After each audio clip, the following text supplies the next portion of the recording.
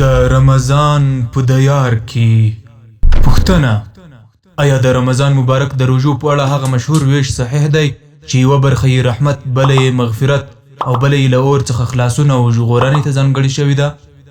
ځواب: مسلمان ته پکار دی چې په ځانګړې توګه په رمضان کې د خیر او رحمت ډېرې دعاګانې وکړي ترڅو د خیر او برکت له دغه موسم څخه ګټمن ووځي او د الله تعالی د بخښنې او مغفرت تر سیوري لاندې راشي. د رمضان مبارک میاشت ټوله د الله تعالی رحمت دی. دغه راز ټوله میاشت د بخښنې او له اور څخه د خلاصون موسم دی. مغفرت، رحمت او خلاصون یو هم د دې میاشتې په کومې برخې پورې ځانګړی نه دی چې دا د الله تعالی د رحمت پراخوالی راښیي. پاتې شو هغه حدیث چې په دې اړه راغلی دی چې دا رمضان داسې میاشت ده چې اول یې رحمت، منځ یې مغفرت او پای د دوزخ له اور څخه خلاصون دی. نو هغه یو ضعیف یا کمزوری حدیث دی.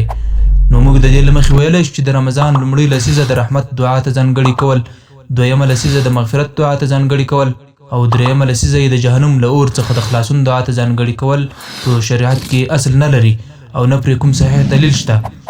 د دې ځانګړیتوب لپاره داسې دلیل نشته چې عمل دې پرې وکړل شي، بلکې مومن په ټول رمضان کې د دنیا او آخرت د خیر او ښېګڼې په اړه هغه دعا کولی شي چې زړه یې وغواړي.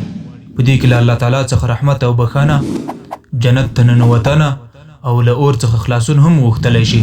دعا کوونکي ته پکار دی چې غوښتنه په ښه توګه وکړي، هغه دعاګانې زیاتې وکړي چې په حدیثو کې ثابتې دي، د دعا پر آدابو ځان ښایسته او ښکلی کړي او له بریده ونه وځي. والله اعلم.